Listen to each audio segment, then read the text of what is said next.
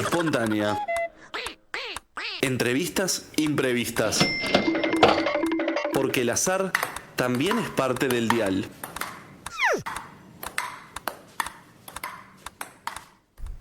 ¿Cómo están? Es un enorme gusto recibirlas y recibirlos en una nueva espontánea de Uniradio, aquí a través de la 107.7 que la sintonizás a través de las distintas plataformas que nos unen, también por YouTube y también, por supuesto, a través de las redes y en Spotify y, por supuesto, a través de uniradio.edu.uy. El motivo por el cual nos estamos encontrando en esta espontánea es comentarles que allá por el año 2016, más particularmente en el mes de septiembre, el Consejo Directivo Central de la Universidad de la República aprobó la creación de la Cátedra UNESCO en Educación de Personas Jóvenes y Adultas. Después de haber sido aprobada su creación, digamos, por parte del Consejo de la Facultad de Humanidades y Ciencias de la Educación y de la Comisión Directiva del Instituto de Educación. Desde esa creación, desde ese tiempo, digamos, por el cual ya estamos pisando la década de la creación de esta cátedra con el apoyo de UNESCO, la cátedra se propone desarrollar y consolidar un ámbito académico específico y apropiado para la educación de personas jóvenes y adultas de nuestro país. Así es como versa específicamente la presentación que ustedes pueden ver ingresando a través del portal de la Facultad de Humanidades y Ciencias de la Educación, la definición de esta cátedra. Pues bien, transcurrida esa casi década, 8 años, es que justamente con las evaluaciones que se va desarrollando en el sentido de este diseño curricular, que en principio tiene una definición vinculada al Instituto de Educación, tal como lo definen sus cartas fundacionales, es que justamente esos resultados arrojan la posibilidad de una prórroga del convenio que lo extiende por 4 años más y está vigente de 2024 hasta el año 2028. Por ese motivo, entonces, es que los convocamos a todas y todos desde este momento a conversar con el coordinador de la Cátedra de Educación de Personas Jóvenes y Adultas de los Derechos Humanos para la UNESCO también, de la Facultad de Humanidades y Ciencias de Educación, el profesor educador Jorge Camors. Jorge Camors, un placer enorme recibirlo en esta casa de estudios, en esta Uniradio. Muchas gracias a ustedes. El desarrollo de la cátedra, digamos, desde los comienzos, se propone desarrollar y consolidar un ámbito académico específico que quizá resulta nuevo para la universidad desde los tiempos históricos, y manejamos que una década puede ser mucho tiempo o poco tiempo de acuerdo a la vida de las personas, pero también de acuerdo a lo que son los contextos sociales, tecnológicos, económicos, ¿verdad?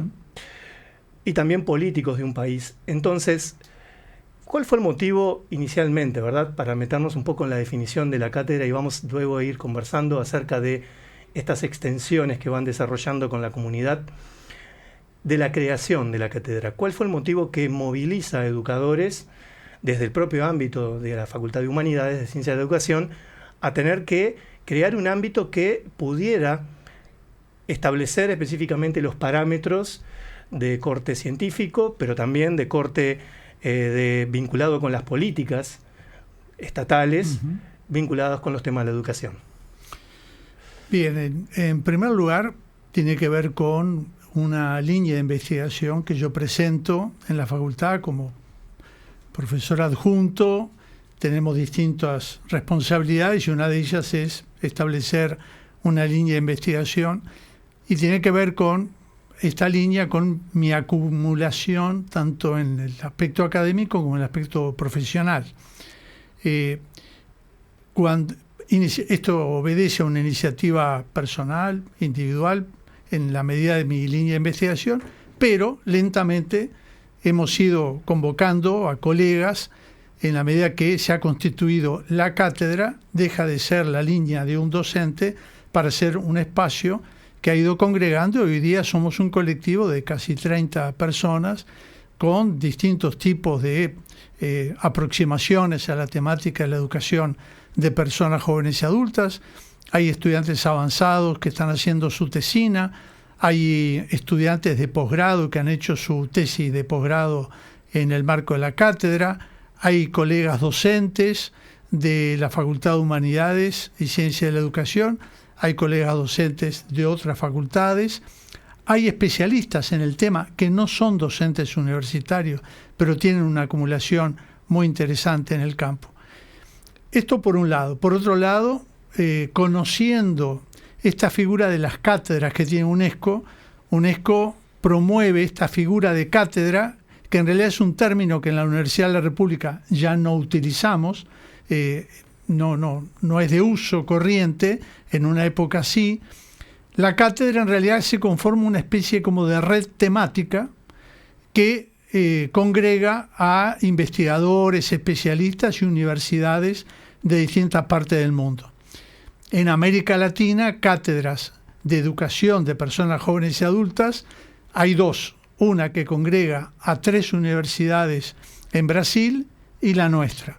Más allá de eso, la cátedra nuestra actualmente integra una red de investigadores en educación de personas jóvenes y adultas con colegas de Chile, donde ahí la formación en educación para trabajar con personas jóvenes y adultas es una carrera de grado y de posgrado. En Brasil también es de grado, y ahí nos conectamos con la Universidad Fluminense. En Chile, no lo dije, hay una red de universidades de educación de personas jóvenes y adultas. También nos contactamos con la Universidad Pedagógica Nacional de Colombia y con la Universidad Pedagógica Nacional de México. Ahí tenemos un espacio de trabajo en el cual nos reunimos frecuentemente, periódicamente, y hemos ya elaborado un par de publicaciones con trabajos de todas las universidades participantes en esta red. Por lo tanto, aprovechando esta figura de la cátedra, promovimos en la Universidad de la República la creación de esta cátedra. Esto también tiene que ver con las líneas de investigación en educación en el Instituto de Educación de la Facultad de Humanidades y Ciencias de la Educación. En el país, en nuestro país, también un poco fuera de nuestro país, está también ampliamente entendido así. Cuando uno dice el concepto de educación, en general hay una primera referencia a la educación de niños, niñas y adolescentes en la escuela, a lo sumo en el liceo, en la educación formal.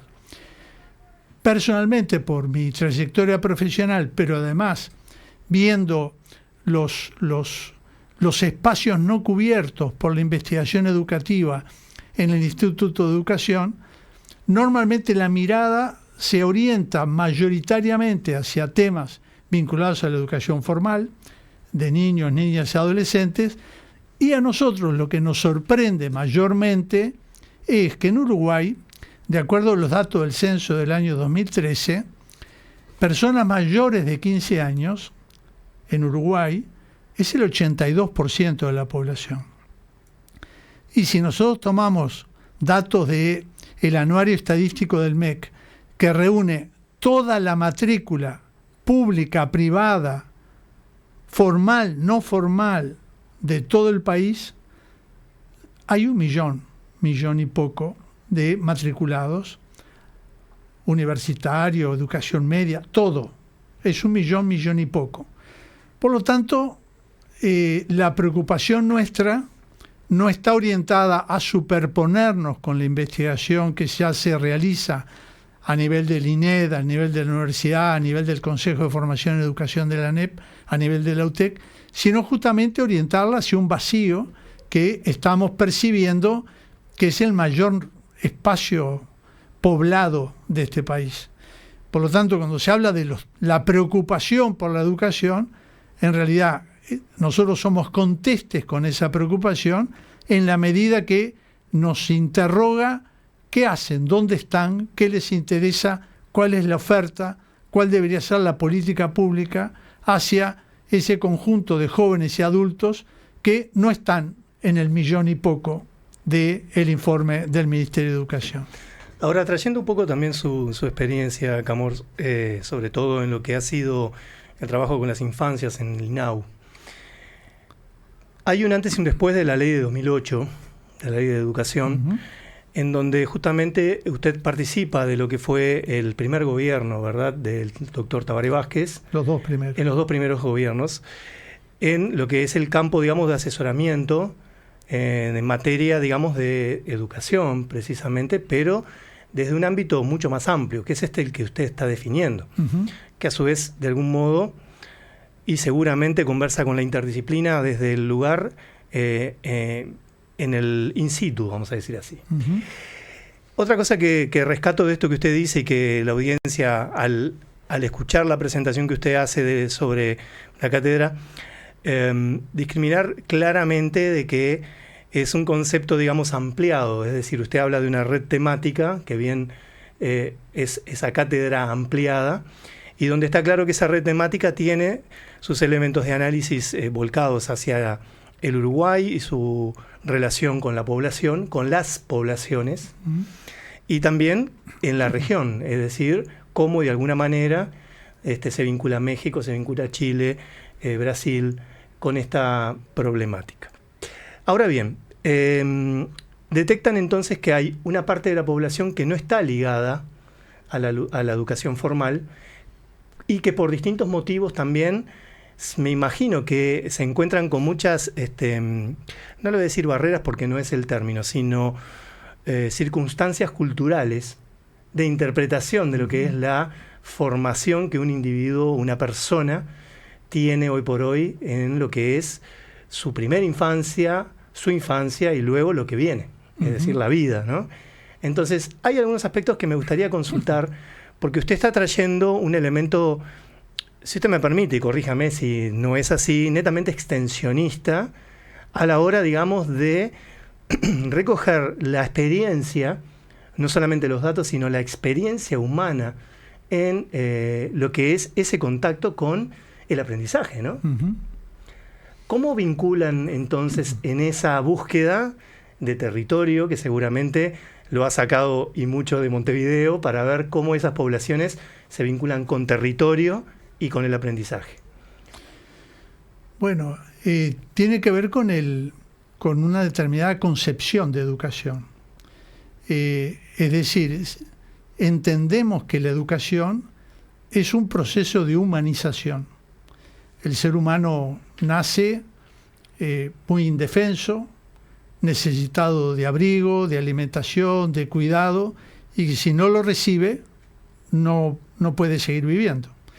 Ese proceso tiene una primera etapa de cuidados y lentamente se va produciendo gradualmente un proceso de aprendizajes que históricamente se ubicó primero en el núcleo familiar y luego se derivó a determinadas instituciones y allí se entró como a posicionar las perspectivas de los distintos intereses y proyectos, incidiendo inicialmente la fuente religiosa, intentando hacerse cargo de ese legado de la familia con el interés de inculcar una determinada visión de la vida, del ser humano, del mundo.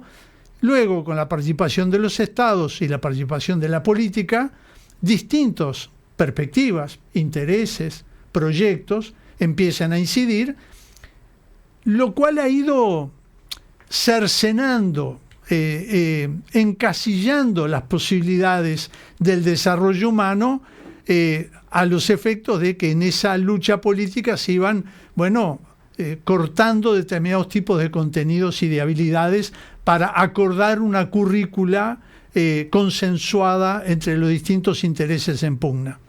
Por lo tanto, hay aspectos que quedan por fuera y que es importante recuperar. Por eso hablamos de una educación que jerarquice y priorice al lugar del sujeto y no que se tenga que sujetar a la oferta políticamente correcta o a la oferta aceptada social e institucionalmente. ¿La oferta del mercado? Del mercado o de la sociedad tal como está planteada. Esto evidentemente que implica, incluso hay un informe de una comisión que presentó en mayo de 1972, coordinada por un pedagogo y ex político, Edgar Faure, en UNESCO, donde planteaba 21 puntos de recomendaciones a los Estados miembros, claro, hace más de 50 años, sí, sí, donde planteaba, no es los participantes lo que se tiene que adaptar a la enseñanza, es la enseñanza la que se tiene que adaptar a los participantes. Bueno, eso evidentemente marca otro paradigma para moverse. Y ahí, yendo a su pregunta, y para tratar de no extenderme más de la cuenta, eso implica reconocer la diversidad de sujetos, la diversidad de espacios, de territorios, de culturas, de formas de decir y demás, para que cada uno pueda entender el mundo más allá de su situación. Claro, y eso también tiene mucho que ver con determinados cambios de paradigmas que desde la década del 50 a esta parte, digamos, del siglo XXI tiene. En esos paradigmas también está la epistemología, digamos, en la pedagogía, ¿verdad? Y ¿qué hay de esas misiones pedagógicas del maestro Julio Castro? Y le pregunto también, ¿qué hay acerca de la escuela de Paulo Freire, un poco en determinadas concepciones, trayendo estas herramientas justamente de análisis que ambos educadores dejaron sentados para justamente el desarrollo del campo científico en materia, digamos, del desarrollo de la educación y de su reflexión, obviamente?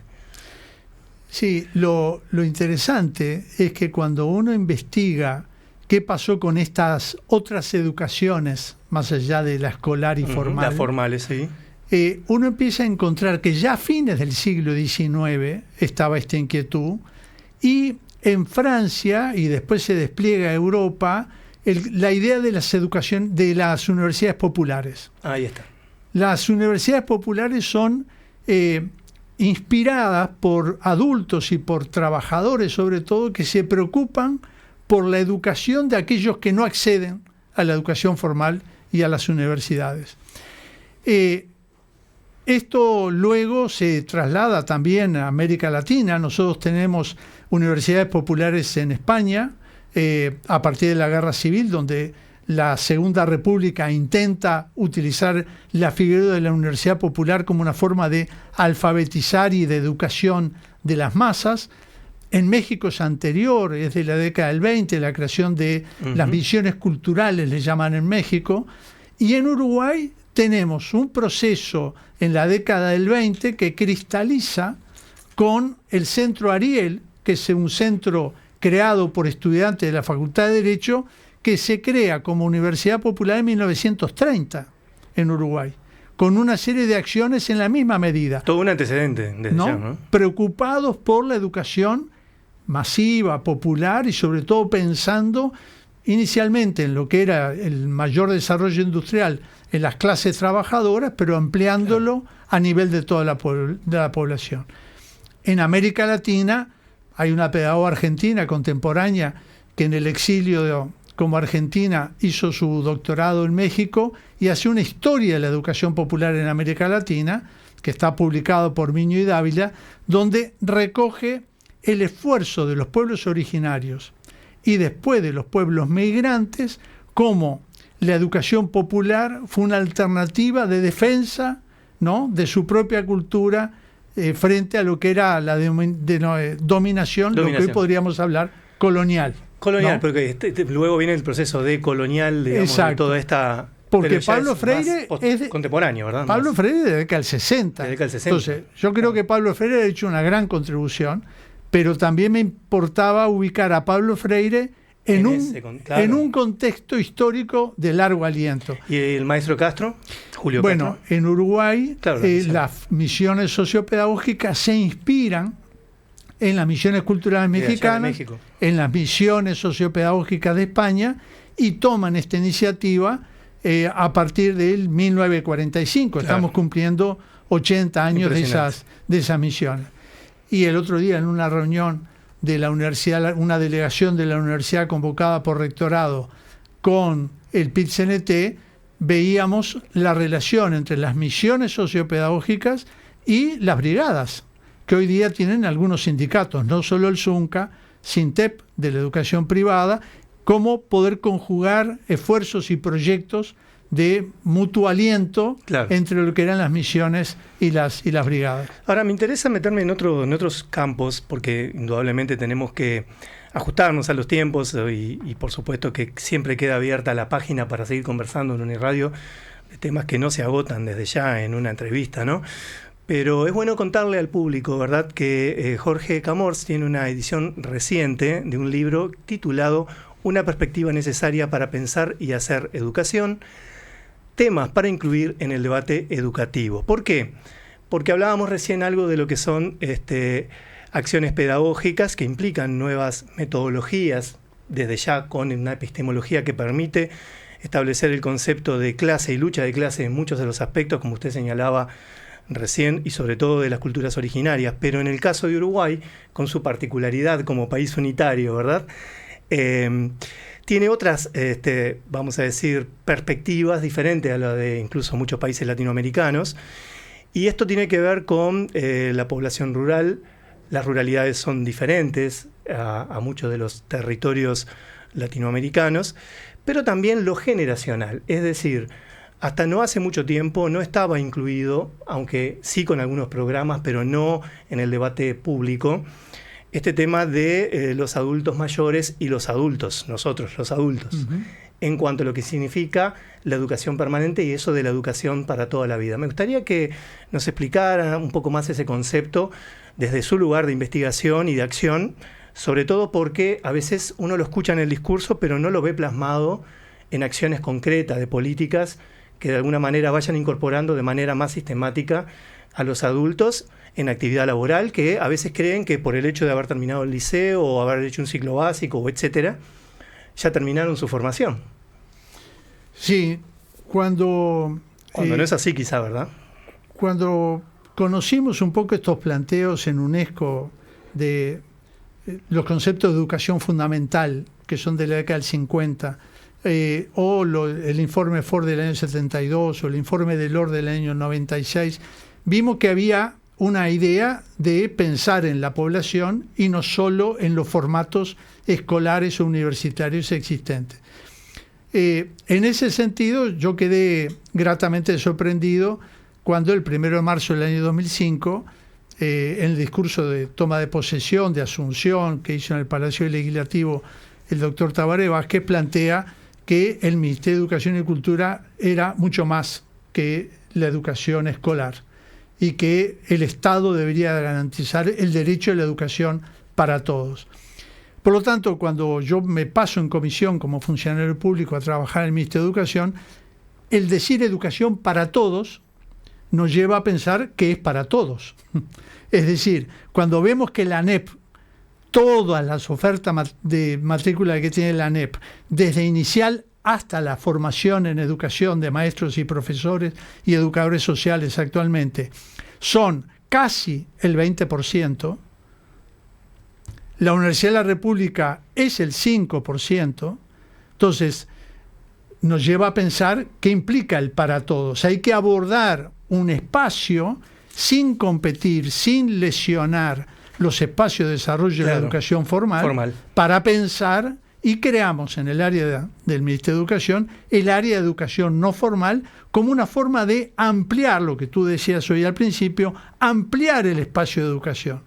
Y eso nos llevó a pensar en todo lo que pasa fuera de la escuela, como dice un pedagogo español, pensar todo lo educativo fuera de la escuela, pensar lo que la gente aprende en la vida. En el artículo 39 de la ley del año 2008, habla de la validación de conocimientos en el entendido que si una persona aprendió, hizo su vida, formó familia, participa en un sindicato, en una iglesia, en un club social, se capacita en su trabajo, pero a determinada altura de la vida quiere seguir estudiando, no decirle vuelva a lo último que dejó pendiente y sigue en el mismo formato que tiene, sino que hay un mecanismo de acreditación de saberes o de validación de conocimiento. La Universidad de la República admite ingresar a la universidad sin haber concluido bachillerato. El artículo 34 de la ordenanza de grado del año 2011 admite la posibilidad, con determinados requisitos y condiciones. Esto nos llevó a pensar entonces en esa población, lo cual supone distintas edades, distintos intereses, distintas ubicaciones geográficas, distintas ubicaciones laborales. Y en mi trabajo como docente, tutoreando tesinas de grado y tesis de posgrado, ¿con qué se encuentra? Estudiantes me piden trabajar en el tema de adultos mayores. Uh-huh. Y por lo tanto, yo me tuve que poner a estudiar y aprender de mis estudiantes, como siempre pasa a los docentes universitarios, una gran oportunidad para aprender siempre en la docencia. Claro. Y bueno, fueron trabajos de investigación muy potentes, que los aprovechamos como línea de investigación. Nos contactamos con instituciones como UNI3, que es una institución formidable de adultos y adultos mayores, muy interesante, que está desplegada con sedes en casi todo el país, y ver que las personas adultas mayores, bueno, los mayores de 65 años, 2/3 son autoválidos. Quieren seguir aprendiendo, quieren seguir estudiando, quieren seguir leyendo, quieren seguir enseñando. Lo cual no es una proporción invalidada, y lo digo no por una cuestión lógica, digamos, es decir. Pero es lógico que a lo largo de la vida hay un proceso de deterioro. Pero ese proceso de deterioro, primero, es diferente en cada uno, es diferente en el tiempo y admite que cierta población tenga un tipo de papel. Y por último, lo que nosotros ponemos en duda es, la educación formal se propone abarcar de 4 a 17 años. Hoy día la esperanza de vida llega hasta los 80, 81, 82 años. ¿Cuál es la hipótesis que nosotros discutimos? Lo que se aprende hasta los 17 años, ¿es útil para el resto de la vida que le toca a cada persona, como ciudadano, como vecino, como trabajador, como ciudadano, en un mundo cada vez más cambiante? Y con tanta rapidez. En ese sentido, la categoría de educación a lo largo de la vida, y nosotros decimos a lo largo y a lo ancho, porque se aprende en múltiples espacios. Sobre todo por esto de lo transversal que manejaba usted, ¿verdad? Exacto. O sea que esa es una de las hipótesis que la cátedra se está trazando en este momento para estas acciones coordinadas. A lo largo de todos estos años de vida. Exacto. Es lo que nos ha impulsado a los cursos, a las actividades de investigación, a las actividades de extensión, a los convenios que tenemos con el PIT-CNT, con FUCBAN, con el PIM de la universidad. Ahí está, le iba a preguntar justamente el programa integral metropolitano, supongo que el APEX también, ¿verdad? En el APEX no tenemos, tuvimos un primer contacto a principio de este año, hay una cobertura fabulosa también, hay que identificar dónde hay un espacio para poder hacer y no ir a superponernos con otros. Hay una experiencia formidable en el APEX y un centro de formación que están construyendo. No está tan activo como el PIM. Son de distinta época también, obvio, ¿no? Pero en el PIN sí hemos trabajado a lo largo de lo que es la ruta 8, kilómetro 16 y demás. Tenemos un convenio con el PIN de trabajo en conjunto. Sí. Claro, si usted tuviera que, para ir cerrando este encuentro, Camor, si usted tuviera que resumir en 3 puntos, digamos así, las acciones estratégicas que la cátedra de algún modo en este periodo nuevo de convenio va a llevar a cabo desde la lógica de lo que se está haciendo, ¿no? ¿Y cuáles son esos objetivos entonces? En primer lugar, contribuir a la formación de los educadores y educadoras para trabajar con personas jóvenes y adultas. En este país no hay especialización. Implica la inclusión, ¿verdad? Perdón que le interrumpa en ese sentido con la pregunta. Implica la inclusión, pero implica una especificidad. Bien. ¿No? Porque la formación excepto los educadores sociales, tanto la formación de profesores o de maestros y maestras, está orientada a trabajar con determinado perfil de edad y en determinado marco institucional. Hay un nuevo marco para los educadores. Y eso implica pensar un nuevo perfil, porque si yo tengo que ir a una fábrica a trabajar a hacer un curso, un taller, si yo tengo que ir a un barrio, si yo tengo que hacer trabajo comunitario, tengo que ir a una cooperativa. Ahí no hay aula, no hay pizarrón, no hay PPT, ahí hay que manejarse de otra manera, y esta perspectiva es interesantísima porque es mucho más flexible y el educador puede ser mucho más creativo e imaginativo. El tema es que no hay una formación, no hay en el Consejo de Formación en Educación de la Ese sería otro punto. No hay en la universidad. Ese es un punto claro, el tema de la formación para trabajar educativamente con personas. El otro es la investigación. Pues si no investigamos, no puede haber No, formación. avanzamos en conocimiento. Claro. Esto no le quiero traer un tema que ya en el cierre obviamente no nos daría para nada el tiempo, pero ¿se vincula con la Universidad de la Educación o Sin es un duda. tema harto politizado que no No, sin está avanzando duda. mucho o sí está avanzando? Duda, lo politiza quien se opone, porque nadie se opone a la creación de una universidad, ni elevar el nivel educativo, ni seguramente la gente que vive en los distintos puntos del país se niega a que haya un centro universitario más de lo que hay en la formación de universitarios, maestros universitarios, profesores universitarios, educadores sociales universitarios. Nadie se opone a eso. Hay un cierto temor y preocupación, más de tipo político, que Pero está impidiendo. Pero necesitamos una universidad de la educación conjugando lo mejor de la vieja formación docente Claro. y lo mejor de la ciencia de la educación, de humanidades y de la Universidad de la República y de los distintos proyectos de educación que hay en la Universidad de la República para crear una nueva universidad pensando en la educación como objeto de estudio. ¿En el programa estratégico de la UDELAR lo llevan adelante como dentro del plan con este momento, digamos, tan conversado para el presupuesto? La universidad ha estado siempre abierta a esto. Hay una declaración oficial del claustro general y del Consejo Directivo Central de no pretender ser los monopólicos Claro. en la formación universitaria y ha sido Abrir, siempre expandir. conteste en la creación de universidades públicas para los distintos objetos de Y estudio. de hecho se habla un poco de la importancia de la UTEC también como otra... La importancia de la UTEC, y hay una comisión mixta, UNEP, ANEP, UDELAR, que trabaja en esto y que seguramente va a ser la fuente de inspiración hacia crear una nueva Universidad de la Educación, sumando a la UTEC y sumando quizás a otros actores, porque en esto los universitarios tenemos que estar mirando la realidad. A veces la universidad nos hace ser más endógenos de lo que queremos ser que ser, queremos ser. ¿no? Bueno, profesor Jorge Camorzo, coordinador de la Cátedra de Educación para Personas Jóvenes y Adultas, diría que también niños.